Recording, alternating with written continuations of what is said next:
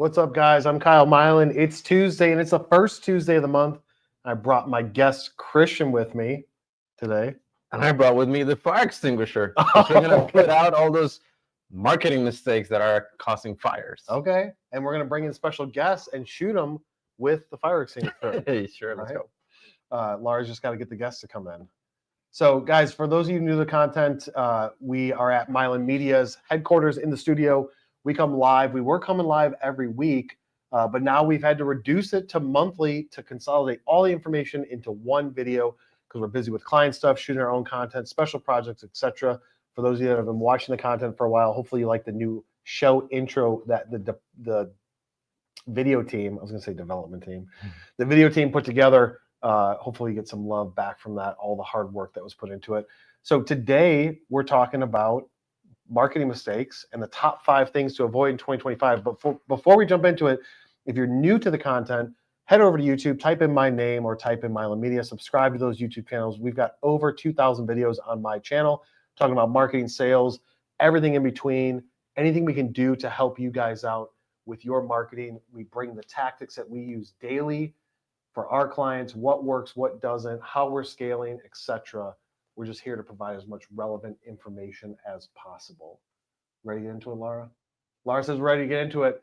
So let's jump into it. What is mistake number 1, Christian? I'm going to write them on the board. All right. Marketing mistake number 1 to avoid in 2025, not tracking performance. All right. Not tracking performance. Talk to me about that. So I pulled up an interesting stat from Statista, the website where you can find reports on multiple things. It says that during a 2024 global survey among marketing and media leaders, around 61% reported having a somewhat clear picture of how their content was performing, while 26% said they had a very clear view. Approximately 13% stated it was not at all clear. And according to the same study, retaining and expanding a customer base was the most impactful content measure, driving organizations' revenues. So when you put it in perspective, if 61 have a somewhat clear idea, that means that around 39% don't have a clue. Yeah. And there's just a very limited amount of people that actually are tracking their marketing in the correct way. So do you think in your experience here and even before, do you think that 61% is true? I think that number is high. It's inflated. I think even when you think you know, when you actually look at the numbers, there's always doubt. I feel like there's a general doubt and there's no true confidence in the data just because there's so many things that could be in between, right? Yeah. False data, spam submissions, traffic that comes from bots. There's just so many things that the data is not always accurate or pure, which makes you double guess, right? Well, and even our conversion set up correctly, right? We've dealt with that so many times, whether it's Google changes something, our clients come in with something that, hey, we got this many conversions, but once we bring them in as a client, we look at it, it's like, wow, that's not actually true because of how you're tracking conversions, right? So I would definitely agree with Christian. The numbers in general high. I'd say maybe it's closer to like 50%, but even still, I would say I would venture to say that probably 25% of the people know it, like know their data. Their data is clean, accurate, tracking properly, and they're tracking the right things, right? Like right. I just had a former client, reach out to me, and she sent me an email and she said, hey, we never did marketing for her. We just did some web stuff. And she said, hey, we're tracking metrics now. I'm like, cool. And she's like, I need to know where I can find website visitors because that's a metric that we're going to track. And so if I was a fly on the wall in that conversation, somebody could have been like, hey, you need to know how many people come to your website. And while that is important to a certain extent, like what does that really tell you? It just tells you how many people came to your site, but doesn't really paint the whole picture. And if you're focusing on that metric of website traffic, we want to increase website traffic. What are you doing for me, Christian, with your marketing to increase my website traffic? But I don't look at engagement rate or opposite of bounce rate or pages per session, time on site, or most importantly of all, conversions. That's really what matters most. So I think to that statistic, yeah, I would say 25% of the people that I've dealt with even if they don't become a client, we just have discovery calls, conversations, 25% actually know what they're talking about. Yeah. And then also, I think when you look at what they're tracking, right? Let's say they're tracking visitors. If you're relying on Google Analytics, for example, to track website visitors, the information might not be always 100% accurate. Why?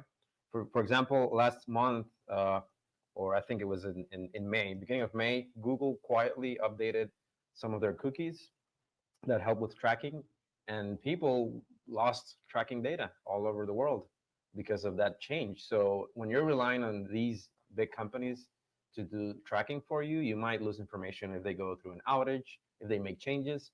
So I think one key thing to do when you're setting up tracking and performance is not to just set it and forget it. You need to be constantly checking the setup. Is it correct? Go to the reports, make sure everything is tracking, just so you don't really rely on only one thing. Yeah, and so those giants have like Google has the core access to the information, and you can certainly do reporting strictly through it. But we use a system called DataBox. And if you guys want competitive pricing, discounted pricing, just shoot me a message or put in the comments that you want to know more about DataBox. But we've used every type of reporting system, and because we're an agency and because we deal with lots of clients and lots of information, we need a system that's going to bring all of those different sources of information into a single location for us to then monitor, measure it, and take action against it. And I've probably gone through 10 systems in the last 10 years because each system has, a good approach, some pros and cons versus it.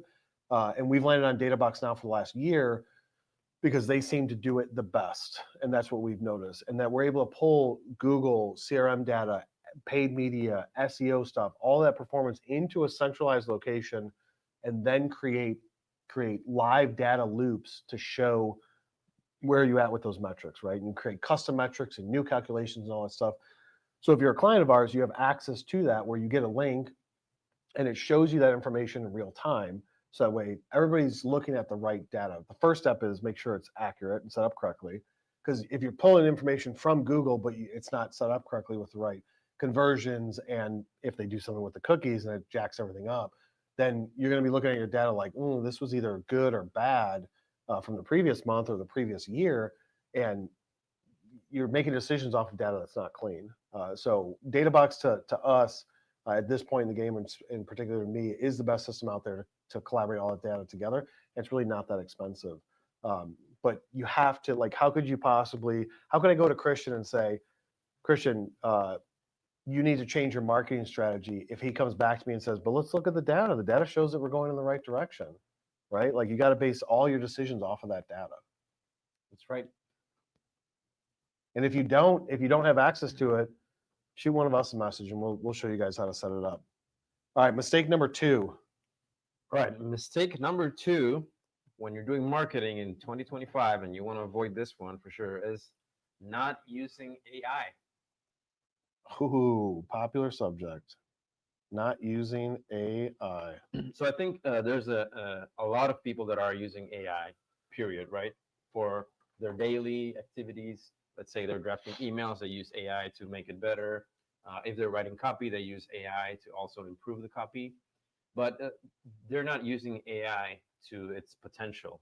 So for example, you could use AI to take data from the past 12 months and help you analyze the data and make decisions based on that. So that's the type of AI usage that we're talking. It's not creating the Barbie dolls out of pictures or how your dog would look if it was a kid. I've done that. Have you? Kid though.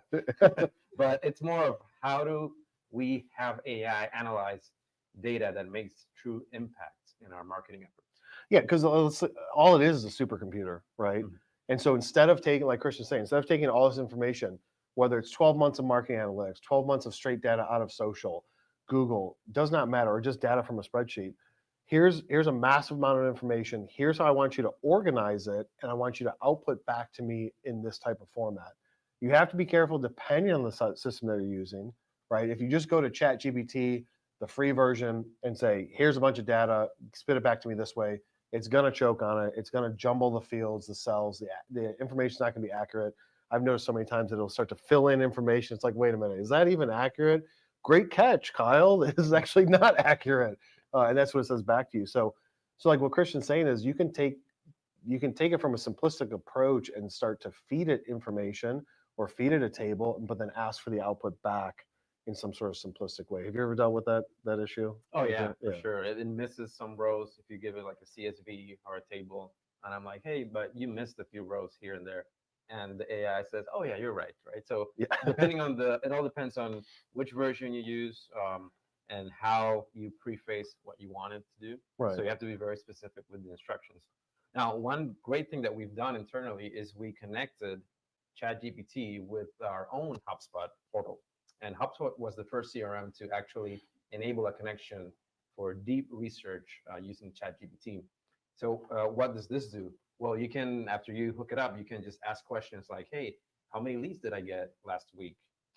Find some common trends on the leads we're getting. So you can do a deep research on your own portal, your own data.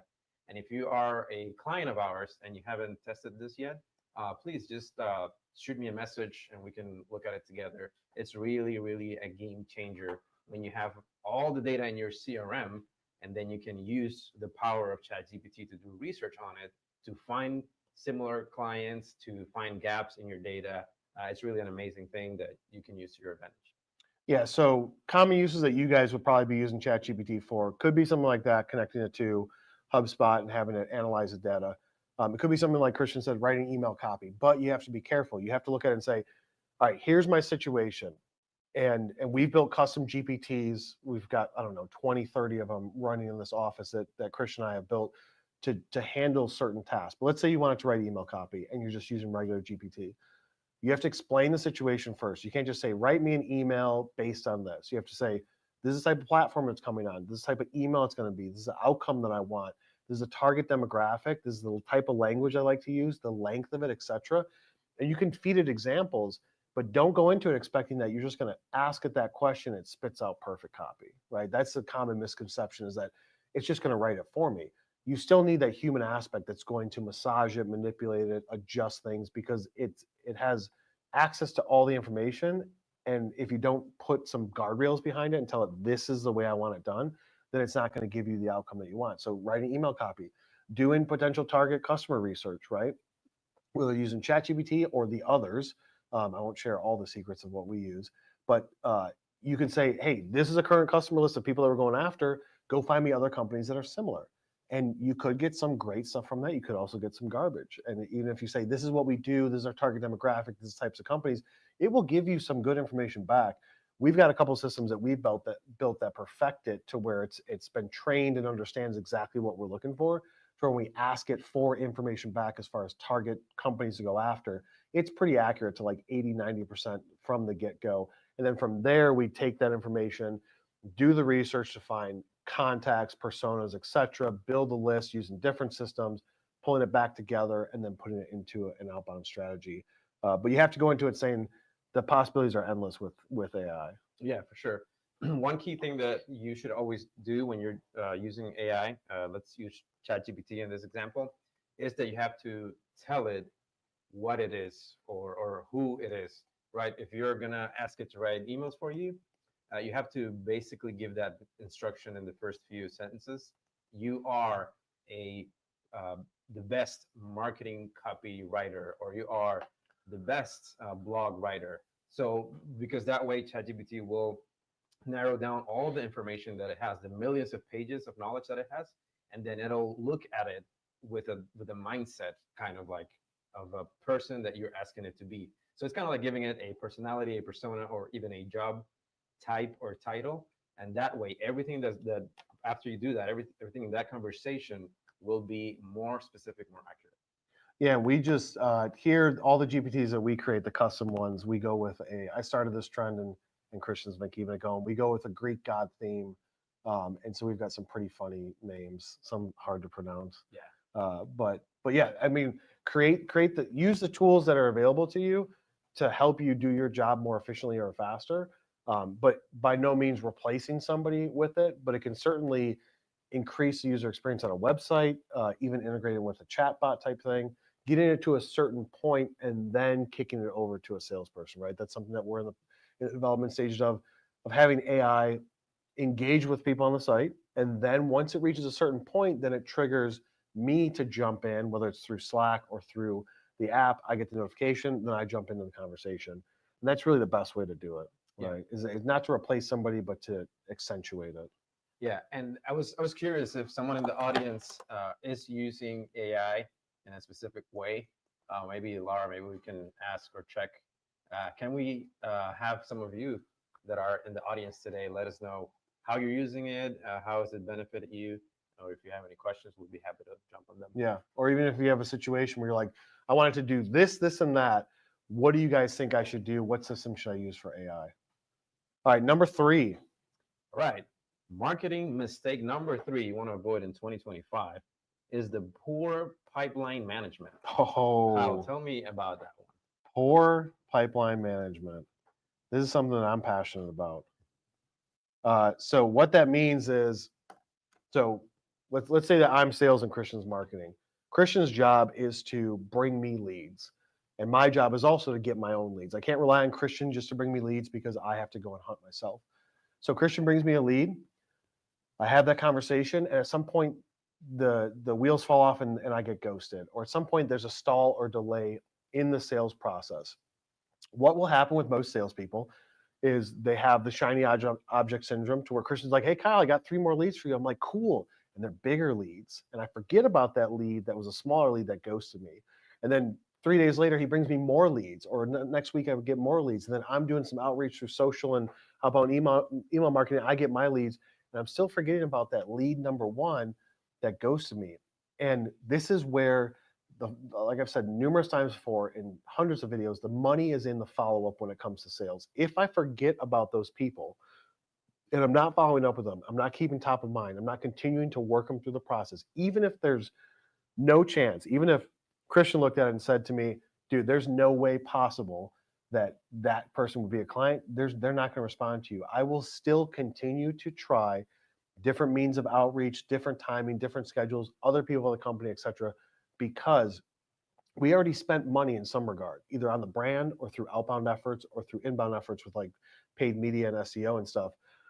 We spent money for Christian to bring me that lead. I don't want to just let that lead shrivel up and die, because if I look at my total money spent on marketing versus deals that I've closed, the ratio is not going to be accurate if I'm taking leads and I'm just like, oh, I'm not going to work that one all the way through.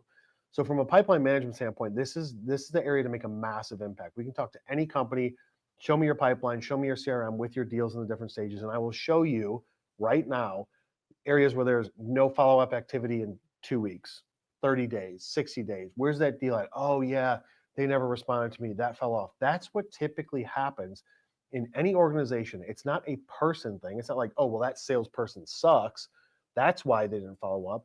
It's you have to have a system built to be able to handle it. So for instance, Christian may say, "Hey Kyle, you're busy doing these calls and quoting and all these meetings. Once it reaches a certain point, I throw it back to Christian and say, can you get some re-engagement from this person? They've ghosted me for the last 30 days." And then Christian says, "I'm going to grab that contact. I'm going to take them back into marketing, do some sequences so the emails are coming from me, and it's just light follow up." Or you look at it and you close lost a deal. Well, you close lost a deal. That's just it's not a no, it's just a not right now. Even if they literally say no, I still look at it as not right now. So maybe in 12 months or 6 months, I want to follow up. That's where it comes to that pipeline management, where I can give it back to Christian and he can say, "Hey, in 4 months, 6 months, I'm going to send him this email. And then from there, I'm going to send him another email 2 months later, because I'm just looking at some type of engagement." That's what it's all about. Yeah. And to give you some perspective, we practice what we preach. So I have a new nickname for Kyle this year. Kyle, you know what it is, right? Is it the grave digger? What The am I? grave digger. grave Because Kyle digger. has gone back, 12, 15, 24 months, and he has gone back to those leads that didn't say yes or said no, or just simply ghosted us. And he's been able to bring back some interest.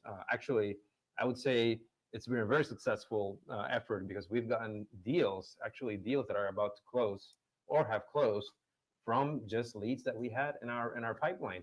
And then the key point here, the takeaway is, don't sleep on those old unsold or inactive leads.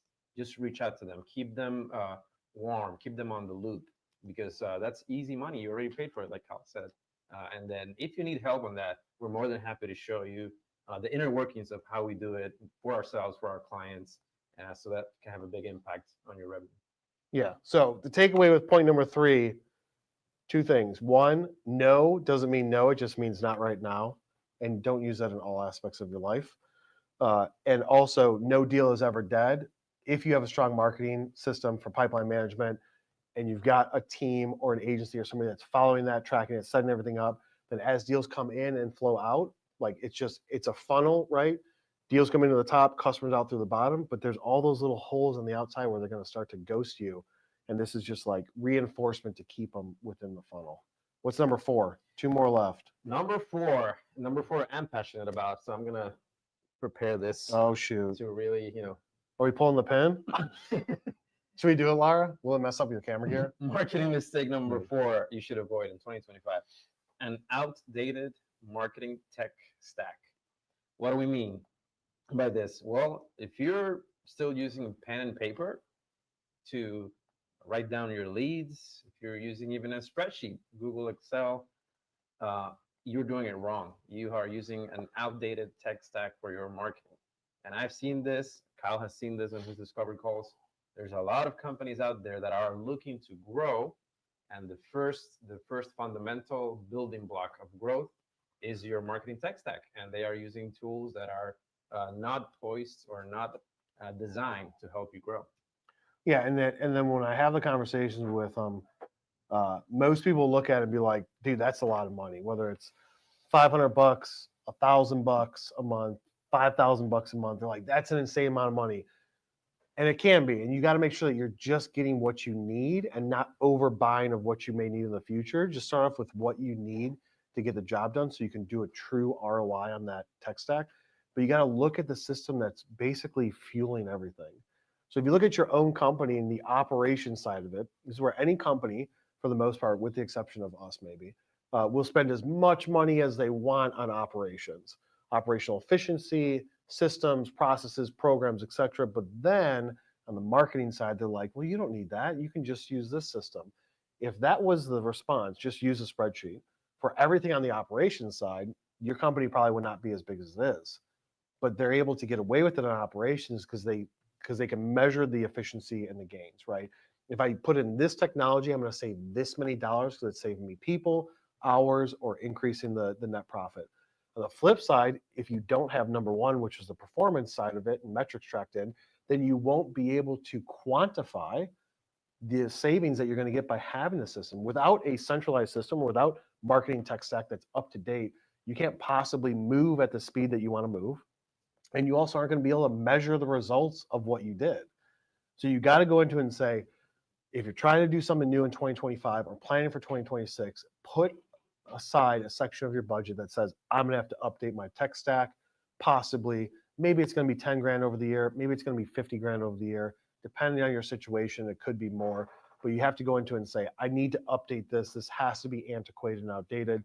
Technology every 3 years makes massive leaps and bounds. So you got to go into it knowing that what you're using might not be the best system out there right now. So let's go a bit into the specific of what is, right, a marketing tech stack. Well, the big one, the main one is your website, right? Your website basically is an extension of your sales team. If you have a sales team, is an extension of your marketing team. If you have a marketing team, it's basically a 24/7 storefront that is open to prospects and customers alike to find out more information about you, your products, or your services.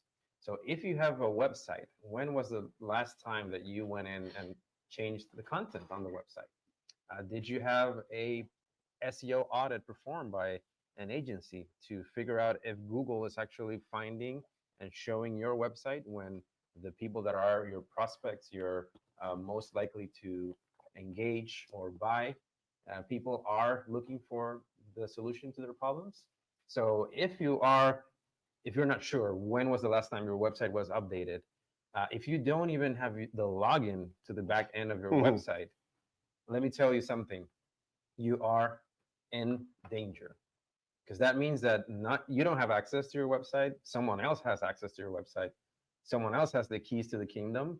And if something goes wrong, you can't fix it, and you don't know who's going to fix it. you might as well be losing money down the drain. So please have your website, at least know who owns or who has access to your website. And then number two is, what are you using for email marketing and for outreach? Are you using MailChimp? Yuck. Klaviyo? Eh. HubSpot? Yay. Uh, if you're using anything outside of those three, there's a bunch of options out there. But if you need maybe help, assistance into defining what you have and figuring out what's the best option for you, let us know. We're more than happy to help you. No commitment necessary. A 15-minute call will save you 50% or more on your email marketing. on your car insurance, right? Yeah.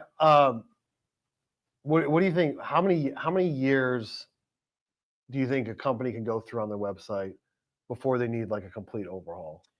Well, let me tell you something real quick. If you have a WordPress website and you haven't touched it in 3 years old, it's probably full of viruses, malware, because the PHP version on older websites went from, I think, 5 to 8 in the last couple of years. And it's just because of the technology, right? Whatever's under the hood, Yeah. it's built in a more secure way, more streamlined way. And if you have an old website you haven't touched, it's probably full of things that you don't want. Yeah. We've seen websites, clients come to us, it's like, hey, there's some casino ads on the site. There's some weird stuff popping up. And Yeah. it's basically because they haven't updated the tech stack behind the website. So yeah, pretty much 3 years. It's 3 years is the limit, I would say. So if you got a WordPress site, which people are like, I don't use WordPress, I've got a custom coded site. That way of like the custom coding thing, that's not cool anymore. That was cool in the early 2000s, unless it's a very specific use case. But if in those very specific use cases, I've never come across one that isn't like build a WordPress as the core CMS, customize it out the wazoo, and then have a subdomain or an add-on domain with that use of custom code for that environment, whether it's shopping, whether it's quoting, whatever the program is that you're trying to run with the custom code. Just do it as an add-on domain or a subdomain, but have the core as WordPress. That is the best out there. If you're on the e-commerce side, BigCommerce is the biggest there. It's not just because they're also an Austin-based company and right down the street from us, but they are one of the biggest in the space as far as an e-com side. You can use Magento. Not many people like it. There's lots of options out there, but look at it and say like if you're not using the core foundational stack for your website that is widely used, then most likely you're going to need to do a massive overhaul and a transition in the next couple of years. And then even if you are using one of the WordPresses or BigCommerce or things like that, then you still need to update it every few years, whether it's refreshing content. Stuff changes, how people want to consume content, how they're scrolling, the user experience, all this stuff. That stuff changes like every single year, so you have to change your website with it. And then you said the email outreach, email and outbound outreach, that 100% agree.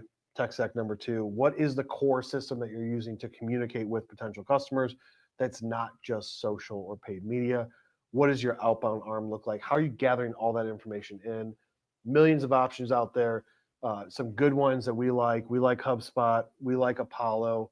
We like Instantly. We don't like Sugar. We don't like MailChimp. We don't like Constant Contact. Salesforce is good, but that doesn't have the outreach side of it. Pardot and Marketo has limitations, very expensive, and typically sucks. We just moved a client this year, Right. end of last year, off of that system into HubSpot. And then also you've got the Microsoft Dynamics 365 crew out there that most people that use it don't love it, but they have to use it because the company that they have is the one that paid for it and isn't willing to change. So definitely look at the tech stack. Anything else that's under the what's included? I would just say just one thing, one homework for everyone that's watching. Go to your website, scroll all the way down, and look at the copyright little notice. Oh yeah. If the year is not 2023, I'm gonna give you all the way back to 2023. If it's 2023 or earlier, just give us a call. Yeah. We want to help you, because that means that sometimes people just leave it and they forget to update that, but that means that no one has updated the site in so long. So please do yourself a favor, scroll all the way down, look at that copyright notice if you have it, and check the year. If it's before 2023, give us a call. Yeah. So before 2023, you need help. We'll put a heart underneath that. A heart that looks like, that's a pretty ghetto heart. I mean, there's so much in the tech stack. I mean, we can go on forever. What's your internal communication methods? How are you guys recording your meetings with your potential customers or customers? How do you get phone call recording, inbound calls? This is something that we've had to push so hard with our current customers and prospects. Is all right, we're doing all this paid media stuff. We're doing outbound email marketing. You've got a CRM system in place, but if somebody picks up the phone and calls, we lose visibility. So you got to have a tech stack solution into that.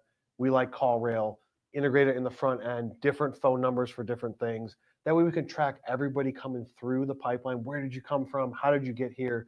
And then be able to make decisions on marketing performance there. So look at your tech stack from the beginning side of outbound all the way through the customer or prospect journey into a customer and customer journey. And afterwards, that's what you should be focused on updating. All right, what's number 5? Last but certainly not least. Last, drum roll, please. Having the wrong budgets, meaning budget for Wrong people budget. or a wrong budget on expectations. That's interesting, Kyle. So let's talk about the wrong people. Wrong budget for people. One person can't do everything for your marketing, right? A lot of companies will say, this is my marketing person. And people may be like, how big are those companies? Companies that are a couple $100 million to maybe $300-400 million have one person in marketing that's in charge of everything. And the mistake that they make is they say this person can do everything. Well, they can't. You have to outsource stuff to agencies or preferably one partner agency. But you look at it and say, okay, well, I just need 2 people. But even 2 people or 3 people, if they don't have specific skill sets, they can't possibly move the needle for you. You can't expect one person to do all your social and email and outbound and website and SEO. Okay, I'm going to add a second person that does graphics. Okay, cool. You've got a graphics designer and a marketer, but that marketer still can't do everything with all of those different areas. So that's budget mistake number 1 that I see so often. Marketing is at most in most industries the smallest department that gets the least amount of credit. And number 2, budget on the expectations is going to be, I think that if I spend $100,000 a year, that's a lot of money on marketing. But my expectations is that marketing is going to bring me 10 million in business. And that balance, I mean, can it? Absolutely, it can. But if you're seeking 10 million in new business or $1 million in new business, and you're only willing to spend like 15 grand to get it, that seems like a mismatched budget. Wouldn't you agree with that? Yeah, exactly. And I think also, depending on how much you generate, right, and how much you want to grow, it should be that allocation of the budget. Forever, it's been like written in stone, right, that you should around 15% of your income, right, or your revenue should be 15? 15, yeah. You What? haven't heard that before? No, man, I've always heard 2%. 2%. Well, maybe 2% of overall Oh yeah, okay. revenue, but let's say in the net income, right? Oh, net income, Net yeah, income, yeah, 15%. yeah, okay. Right.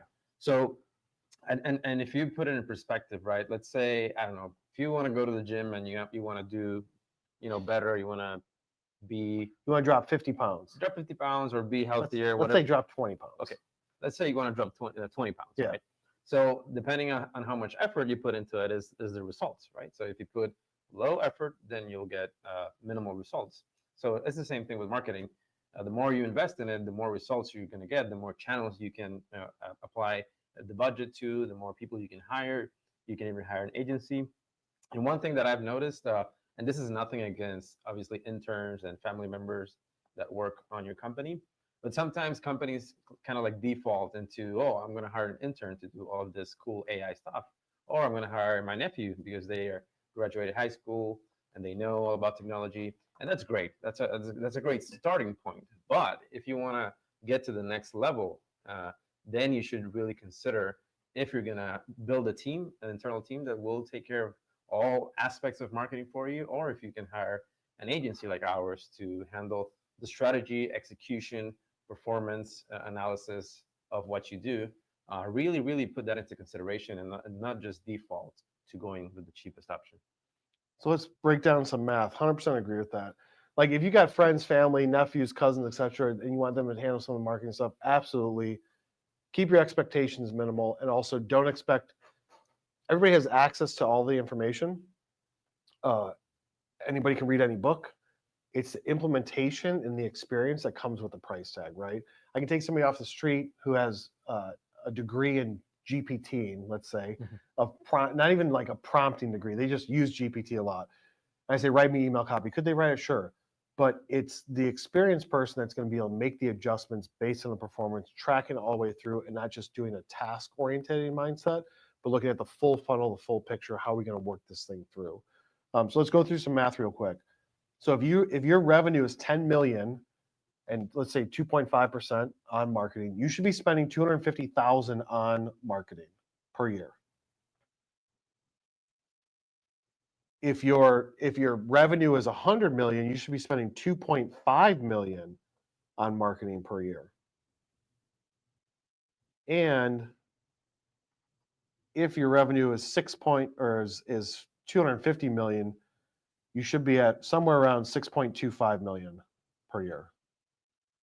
So just put that in perspective. Just take your number, multiply it by 0.025 to get your percentage of what just general ballpark your budget should be. Some people say 1%, but it's usually between 1 and 2.5% of your total annual revenue should be spent on marketing to keep you at that level or increase you from there. Now, how you spend that money, if I'm a $10 million a year business and I've got 250 grand to spend, I say, all right, I've got a marketing person, they're 60 grand, 70 grand, 80 grand. So take that out of it. Now I've got 170 left over. What am I going to do with this money? How you use that money is going to dictate your results. You could say, all right, I'm going to use it to do some print advertising in some magazines. I'm going to go on Channel 5 News and have a little show. Maybe I'll do some iHeartRadio stuff. But if your demographic is not consuming that content in those ways, you're not going to see an ROI on that. So the first thing is set the budget to be somewhat realistic. Just use 1 or 2% of your total revenue as a general ballpark and go into it and say, this is how much money I have to spend. Exactly how am I going to spend it? That's a conversation with us or an agency like ours to say, what's the current situation? What are you trying to do? And how are we going to get there? Those 3 simple questions. And then we'll be able to develop the strategy and say, based on what you want and these things that you need to do, it's going to cost you this much money. Super simple formula. So do you want to take a break there and we'll go, let's take a break and we'll jump into a quick commercial break. Laura, you got something ready, right? Laura's got something ready to play, and then we'll come back and answer any questions that live visitors have. We'll be right back.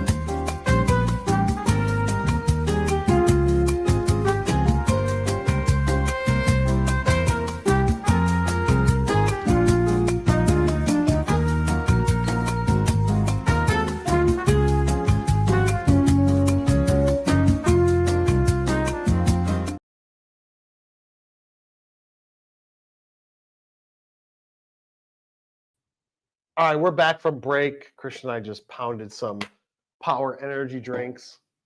Right, Christian? Yeah.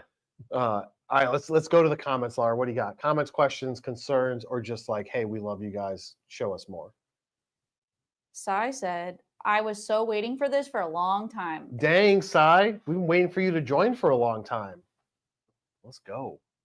LinkedIn user, so they don't have their public profile on. I'm assuming it's Lenore. Okay. Loves the intro.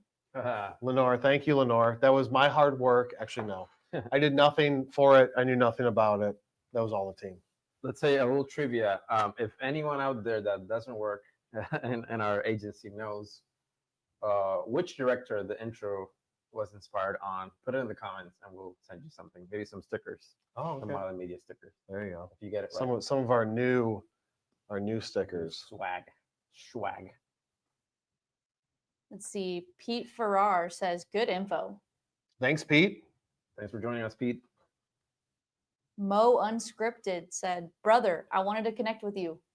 Brother, I'm sitting right here. Send me a connection request. Send one to Christian too. Sai asked, is SEO dead? Oh my gosh, that's like the. So no, SEO is not dead. SEO will never be dead. But did SEO change? Yes, and will continue to evolve. Yes, with the new release on the 21st of May from Google saying that ads are now going to show up in AI summary. They're also going to have an AI mode. And Christian, do you want to explain the new look and feel that you saw? Oh yeah. Right now, Google is pretty much experimenting, testing, rolling out sponsor ads groupings that look like organic results. So basically, they have one heading that says sponsor results, and then all of the ads are lined up, and they all look like they're organic results. So it's going to be pretty interesting how people will react. Because we expect more people to click on ads because they look less like ads moving forward. But yeah, SEO is not dead. If anything, if you lack in your SEO efforts, that will hurt you in your AI overview and in your AI snippet that shows up at the top for some of the search results. Also, another thing that we've seen is that if you search for how-to or informational questions, then you'll get the AI snippet. But if you're searching for an actual product or sometimes a service, then you'll get the sponsored ads first. So it's really going to depend on how this evolves as Google tests. Yeah, I think that's the most common question we get. Most common two questions we've gotten in the last, 30 days is number one, is AI or is SEO dead? Or number two, how do I show up in the AI search results? And it's like, it's all SEO. So no, SEO isn't dead. It's just adjusting and evolving. And depending on these new tests that Christian's talking about with the group sponsored posts. So normally when you see a sponsored ad by Google, next to each ad slot, it says sponsored in the top left corner. What they're playing with now, Christian's got it on his computer, and we just stumbled across it once they pushed it live last week, was it says sponsored at sponsored results, I think it says. Sponsored results at the top, and you've got ad placements below it, but each one does not say sponsored. And then you've got usually the map if it's something local, and then organic below that. So it's a little bit of trickery with the new system and the things that they're testing. So that could just mean that SEO is going to change if that's the path that they continue going down. And then paid media has a bigger play into the whole realm of things because it doesn't look like a sponsored post anymore. It looks like organic. So that's the main thing we're seeing. Can you hit that battery notification on your iPad? Yeah, I can. Thank you. You're welcome. Marlo guessed Wes Anderson inspired the. Oh, Marlo. dang. Okay, we'll have to send you something, Marlo. Thank you, Marlo. Good job. That was the correct answer. Yeah. Hopefully, give us a comment if you liked it. It's a completely different style. It's not usually what we do at the show, but if you like it, just say I liked the intro. That'll give some feedback to the creative department that said, you know what we should do? We should do a Wes Anderson themed intro based on a customer that we did something for. And we did it. And I was like, I don't even know if people are going to know it. Once they see it, they might be like, this is a boring intro. Or if they know Wes Anderson, they'd be like, this is super cool and creative. So if you like it, put I like the intro in the comment section.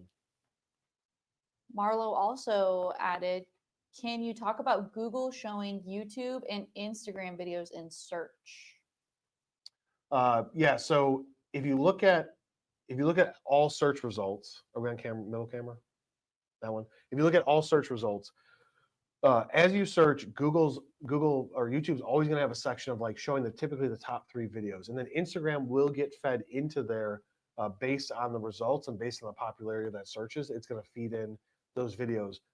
As SEO changes and as Google plays around with this sponsored grouping instead of sponsored posts per ads, as it changes, it's going to place more value on being essentially in the top 3. So, I mean, organically, Google always shows Instagram results depending on the competitiveness of that search phrase. But while Instagram is a singular platform, to me, YouTube's going to be more important to show up for that because it is the #2 search platform. So if you search something on Google, you're going to get sponsored posts, maybe something local. Below that, you're typically going to get the top 3 videos from that subject, and then below that, you get organic. If you want to make sure that like video will always have its place, it's always going to be near the top because Google knows that people like to consume content in video and be educated in video.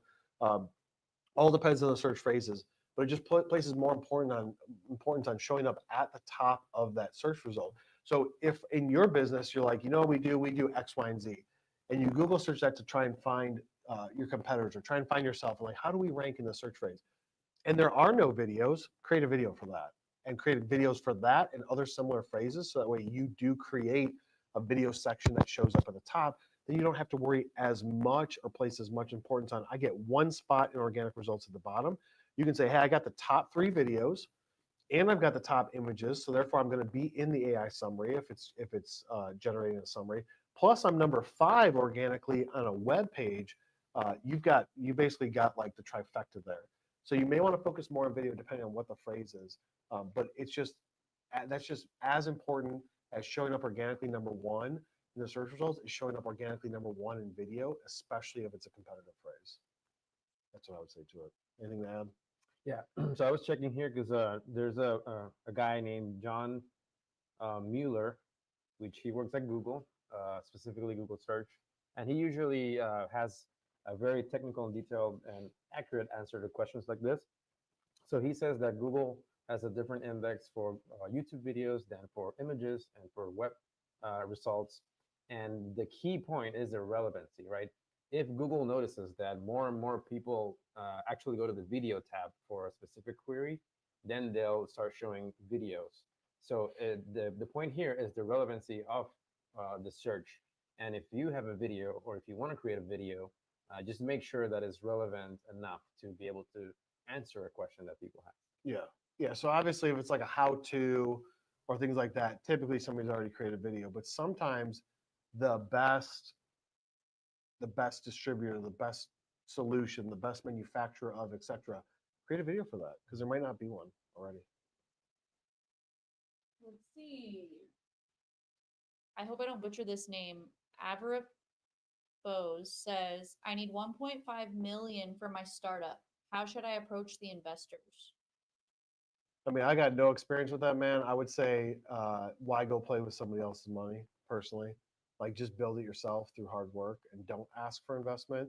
If you're like, because here's the thing, I think that too many people just go to investors and say, here's my idea. I don't have any money to put towards it. I've done as much as I can, but I want you to invest in me. And usually people waste that money and then you just piss off investors and then you file for bankruptcy. So I would say, don't go to investors because then you're going to not have the upper hand in your own business. I would say build it for yourself from the ground up. Maybe it's a smaller scale. And then once you get big enough, maybe then iteration #2, once you have a proven process or a proven method to generate revenue, then go and get some funding for it. But personally, I'm against going and asking people for money to fund something that I haven't proven worked. Anything to add, Christian? Yeah, I'm also in the bootstrap crew. Yeah. Definitely, if you have, it seems like you have the idea and you have everything set up, but you need the money. Sometimes I've seen that that's an approach that doesn't really generate a lot of success because then you're just trying to fund an idea, but sometimes reversing engineering that, just going to what investors are looking for, right? What's out there, doing some research on that will actually get the investors coming to you. So maybe try a different approach on the idea that you have and see if investors are looking for something like that. Yeah, I mean, that's a great golden nugget there. What are investment companies investing in these days?